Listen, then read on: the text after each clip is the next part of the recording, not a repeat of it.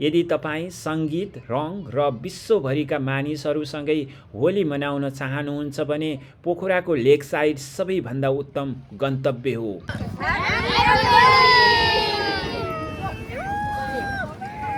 Happy Holi! Happy Holi! First time we enjoy the Holi festival, and we think it's very, very happy and very colorful. And hope you good study, day up, 好好学习，好好学习，天天向上。 My name you can call me Yu or Supriya. My name is Ying Ying. And where from? We're from China. Happy Holi, नमस्ते from Pokhara lake side. अहिले म नेपालको पर्यटकीय राजधानी पोखराको लेक साइडमा छु। विशेष गरेर विगतका वर्षहरूमा यो होली पर्व पोखराको लेक साइडमा एकदमै भव्य रूपमा मनाइन्थ्यो र यो होली पर्वको रौनक एकदमै ठुलो हुने गर्थ्यो स्वदेशी विदेशी पर्यटकहरूमाझ। तर यसपालि नेपालमा इलेक्सन भएको हुनाले विगतका वर्षहरूको जस्तो छैन। यस वर्ष होलीको रौनक कस्तो देखिन्छ पोखराको लेक साइडमा सबै आज हामी यो भिडियोमा देखाउने छौं। Happy Holi! Wait, where did you guys play? Where did you guys play before this? Happy Holi! Oh yes, You don't want to cut it? Happy Holi. Happy Holi! Tout le monde est français, je crois. पोखराको लेक साइडमा खेलिने होली नेपालकै सबैभन्दा जीवन्त र रमाइलो अनुभवहरू मध्ये एक मानिन्छ। यहाँको होली विशेष हुनुको मुख्य कारण यसले स्थानीय र विदेशी पर्यटकहरूलाई एउटै रङमा मिसाउनु हो। होलीको दिन लेक साइडका पुरै सडकहरू उत्सवमय हुन्छन्।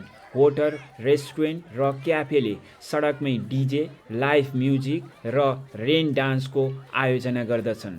लेक साइडमा विश्वभरिका पर्यटकहरू हुने भएकाले उनीहरू पनि निकै उत्साहितका साथ होलीमा सहभागी हुन्छन्। विदेशीहरूले नेपाली संस्कृतिलाई नजिकबाट चिन्ने र रङहरूसँग खेल्ने यो एउटा राम्रो अवसर हो। फेवातालको सुन्दर दृश्यसँगै होली खेल्नुको मजा नै बेग्लै हुन्छ। धेरै मानिसहरू बाराइघाट, हल्लनेचोक क्षेत्रमा भेला भएर रङ साटासाट गर्दछन्। स्थानीय क्लबहरू र रेवान जस्ता संस्थाहरूले विशेष सांस्कृतिक कार्यक्रम र कन्सर्टको आयोजना गर्दछन्।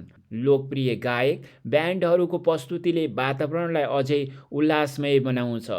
विशेष होलीको दिन लेक साइडमा भिडभाड हुने भएकाले आफ्नो सामानको ख्याल आफैले गर्नुपर्छ। छालालाई असर नपर्ने प्राकृतिक वा इको फ्रेन्डली रङहरू प्रयोग गर्नु राम्रो हुन्छ। कसैलाई रङ लगाउनु अघि उनीहरूको अनुमति लिनु, विशेष गरी विदेशी पर्यटकहरूसँग। यदि तपाईँ सङ्गीत, रङ र विश्वभरिका मानिसहरूसँगै होली मनाउन चाहनुहुन्छ भने पोखराको लेक साइड सबैभन्दा उत्तम गन्तव्य हो।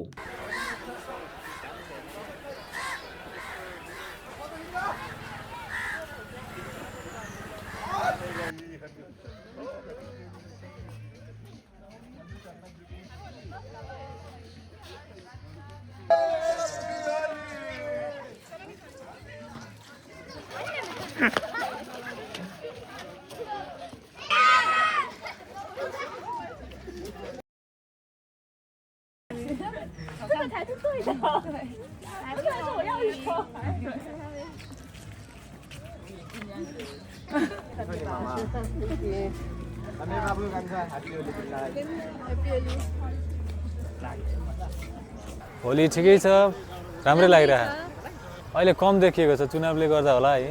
पोहोर परारको भन्दा अलि चाहिँ कमै देखिएको छ। होली पर्वमा चाहिँ रमाइलो गर्नुहोस्, होली मनाउनुहोस् भन्न चाहन्छु। एकदम रमाइलो भइरहेको। बाबुलाई लगाइदेऊ न बाबु।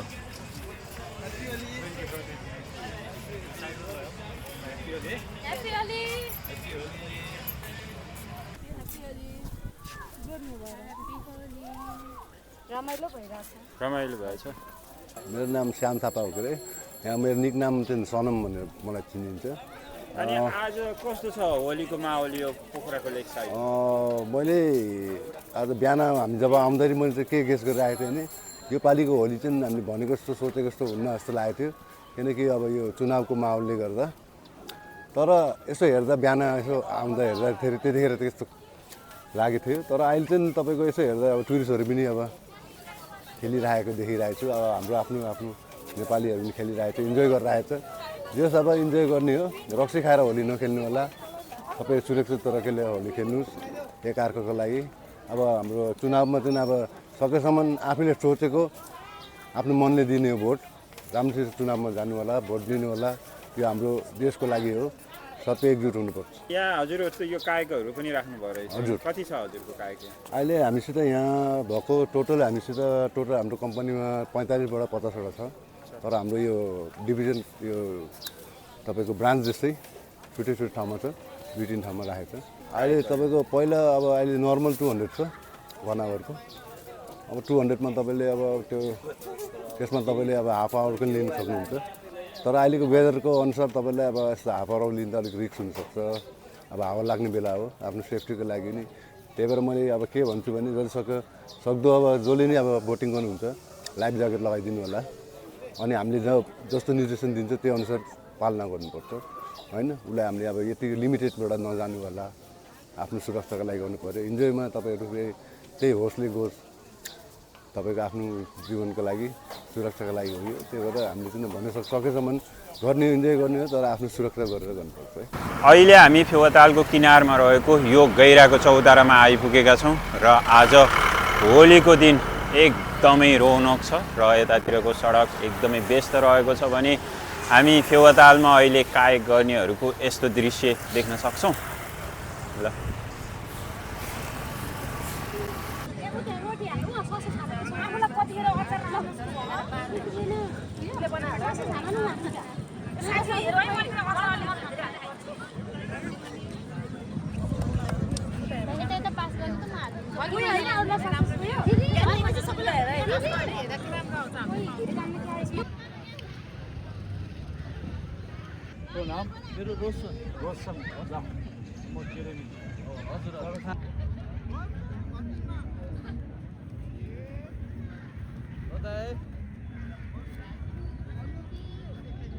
नमस्कार। नमस्कार भाइ। लो मैले भ्लगर भाइको हेरेको झन्डै भयो 1 वर्ष भयो होला। उहाँ लन्डनमा बस्दाखेरि मैले बिस्तारामै बसेर सिरकमै कुलमुटेर हेरेर मैले पुरा युट्युबमा कमेन्टहरू दिन्थेँ। त्यो नराम्रो म लेख्दिनँ। घरमा मेरो पुर्खेली घर तनहुँ जिल्ला सदरमुकाम डमोली, तर बसाइ चाहिँ पहिला पोखरा, त्यसपछि काठमाडौँ सरे, अनि अहिले उहाँ युरोपतिर गएँ, लन्डन स्क्यान्डिनेभियन कन्ट्रीतिर गएर बसेँ। अनि भाइको भ्लग चाहिँ मैले हेरिराखेको थिएँ है। मैले आज देखेँ यहाँ ठ्याक्कै बेलामा आएछ। अहिले चाहिँ म मेरो काइला भाइको छोरा बिक्की भन्छ, त्यो छोराको विवाहको लागि आएको 1 महिनाको लागि 2 हप्ता गइसक्यो, अझै बाँकी छ। अब पोखरा कस्तो लाग्यो भन्ने विषयमा म यहाँ सुनाइदिन्छु है त। सुन्नु, सबैले सुन्नु ल। अहिले मेरो कविता सुरु भयो है। हाम्रो सुन्दर फेवाताल सेताम्य हिमाल माछा पुच्छरेको काखैमा, हाम्रो सुन्दर फेवाताल सेताम्य हिमाल माछा पुच्छरेको काखैमा, लाग्छ मलाई सुन्दर पोखरा रहेछ कतै स्विजरल्यान्ड जस्तै, लाग्छ मलाई सुन्दर पोखरा रहेछ कतै स्विजरल्यान्ड जस्तै, सेताम्य हिमालको सुन्दरता आफैमा। अब लाग्छ मलाई पीर, अब लाग्छ मलाई पीर यो देश रहन्छ कि रहन्न, अब लाग्छ मलाई पीर यो देश रहन्छ कि रहन्न, रहन्छ कि रहन्न यही तपाईहरूकै काखमा, तपाईहरूकै काखमा। अहिले म यहाँ फेवाताल यो लेक साइडमा आएर देख्दा धेरै खुसी लाग्छ। तर अझै हुनुपर्ने चाहिँ नि अझै विकास भएको छैन। जुन विकास कि बाटो खनेर बिल्डिङ बनाएर भन्ने होइन, यो नेचुरल प्राकृतिक यो सौन्दर्यलाई अलिकति पर्यटकीय जुन चाहिँ आयको स्रोत गर्ने खालको, जस्तो एउटा एक्जाम्पल सिम्पल कुरा भन्यो भने यहाँको साफसफाइ अझै भने जस्तो भएको छैन। तर मैले भन्न खोजेको के हो भने यो चाहिँ नि पोखरा भनौँ अब 50 वर्ष पहिला म स्कुल पढ्दा टिचरले भन्थ्यो Pokhara is like a Switzerland of Asia भन्दाखेरि हामीलाई हाँसो लाग्थ्यो। तर पोखरा पक्कै रहेछ स्विजरल्यान्ड जस्तै, तर यसलाई बनाउनु पर्ने चाहिँ कसरी हो कसले हो गर्न सकिन्छ भन्ने कुरा म भन्न चाहन्छु कि जस्तो काठमाडौँलाई बालेन शाहले 2-3 वर्षमै उसले धरती आकाशको फरक हुने गरी बनाइदियो। त्यस्तै किसिमले पोखरा पनि सहर मात्रै होइन पोखरा सबै ठाउँ चाहिँ नि स्विजरल्यान्ड जस्तो बनाउन सकिन्छ। तर बालेन शाही हुनुपर्छ भन्ने छैन। बालेन शाह जस्तो जुनै पार्टीको होस्, काङ्ग्रेसको होस्, एमालेको होस्, माओवादीको होस्, स्वतन्त्रको होस्, राष्ट्रिय प्रजातन्त्र पार्टीको होस्, जनजातिको पार्टी जुनै पार्टीको होस्, बालेन शाहको तरिकाले चाहिँ गऱ्यो भने यो देश पोखरा देशै दण्ड पनि यो पोखरा चाहिँ नि 10 वर्षमा 20 वर्षमा स्विजरल्यान्ड जस्तै हुन्छ। भएभरको विश्वको पैसा यहाँ ओइरिन्छ। यहाँ त्यो चाहिँ ग्यारेन्टी छ। बेम गुरुङ चिन्ने मान्छेले चिन्छ, नचिन्नेले नचिन्ला। तर अहिलेभन्दा 30 वर्ष 40 वर्ष पहिला यो गण्डकी अञ्चलबाट फुटबल खेल्ने मेरो खेलाडी पनि हो। अनि राष्ट्रिय खेलाडी म खेलेको हो।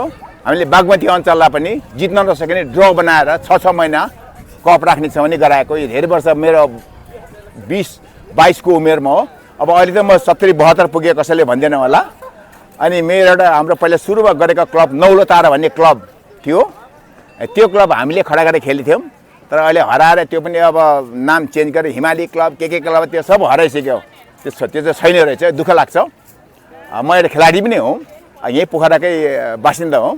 तर पोखराबाट काठमाडौँ गएँ, काठमाडौँबाट युरोप बेलायततिर गएँ र जे भयो नि मलाई माया लाग्छ यो पोखराको। म हरेक वर्ष प्राय आउँछु। त्यो बाल्यकालको कुरा गर्दाखेरि भनौँ म 16 वर्षको भनेपछि अब अहिलेको 50, 52, 54 वर्ष पहिला यहाँ आउँदा यो केही थिएन। यहाँ यो डोङ्गा पनि 2-4 भन्दा धेरै डोङ्गा थिएन। त्यो डोङ्गा सिर्फ बराइथान मन्दिरमा जाने आउने त्यही मात्रै व्यवसाय चलिरहेको देख्थ्यो। अनि भन्दाखेरि मलाई अब याद आउँछ 12 बजेपछि 1 घन्टाको के हो खानाको त्यो चियाको ब्रेक हुन्थ्यो। अनि स्कुलबाट हामी वहाँबाट हिँडेर यहाँ आएर स्विमिङ खेलेर त्यो गरममा अनि वहाँ फर्किँदा 3 बजे वहाँ फर्किँदा 2-3 क्लासहरू लेसन पनि छुट्थ्यो। त्यो अलिकति बुद्धिमानी त होइन, तर साथीहरूको लयमा हामी आइन्थ्यो। अनि गरममा स्विमिङ खेल्थ्यो। फर्केर जाँदाखेरि 2-3 लेसन छाडिन्थ्यो। अनि टिचरले चाहिँ अलि झपारेर गाली पनि गर्थ्यो। त्यो चाहिँ सही रहेछ। तर त्यतिखेर यो फेवातालमा केही थिएन। त्यो बेलामा 1 लाख रुपियाँ अहिलेको 100 करोड जस्तो 1 लाख रुपियाँ हुने भए यो सबै आउँथ्यो होला। अब अहिले यहाँ 1 लाख 1 करोड त यहाँ यो फेवातालको एरियामा केही पनि होइन जस्तो चाहिँ देख्छु। होइन त्यतिखेर 50-55 वर्षको यो फेवातालको पानी यति सफा हामीले यसरी उठाएर हामीले पिउनु पनि हुन्थ्यो। स्विमिङ खेलेर आउँदाखेरि एकदम सफा हुन्थ्यो। तर यता यो झलकुण्ड के भन्छ यो ल्याउहरू कता देखिन्थ्यो। अनि यहाँ चाहिँ एउटा त्यो माछा सेक्सन भने माछा फार्मिङको यहाँ कता हो यहाँ देख्थ्यो। वो पर होला त्यही होला। त्यो पर त्यो चाहिँ सरकारको योजनामा बनाएको थियो, राम्रै थियो। तर पछि अलिक व्यवस्थित भएन। र अनि यहाँ पछि यो लेक साइडको व्यापारहरू बढ्दै गएपछि सरकार पनि त्यस्तै राजनीतिकीकरण अनि यहाँको पोल्युसनहरू झलकुण्डहरू एकदमै धेरै बढेर धेरै चाहिँ फोहोर मैलाको अलिक व्यवस्थित थिएन। तर अहिले चाहिँ पोखराको लेक साइड धेरै नै राम्रो, सबभन्दा राम्रो सुन्दर चाहिँ नि यो के भन्छ यो फुड ट्र्याक, यो पब्लिकहरू हिँड्ने यो जुन ढुङ्गाको यो टायलको फुड ट्र्याक छ यो असाध्यै एकदम आकर्षित खालको छ। तर यसलाई अझै व्यवस्थित तरिकाले गर्ने हो भने, सफा गर्ने हो भने यहाँ चाहिँ खुट्टा टेकी नसक्ने खालको भएर विदेशी आयो भने पोखरामा पैसै पैसा यहाँ चाहिँ आउने म चाहिँ देख्छु। हजुर।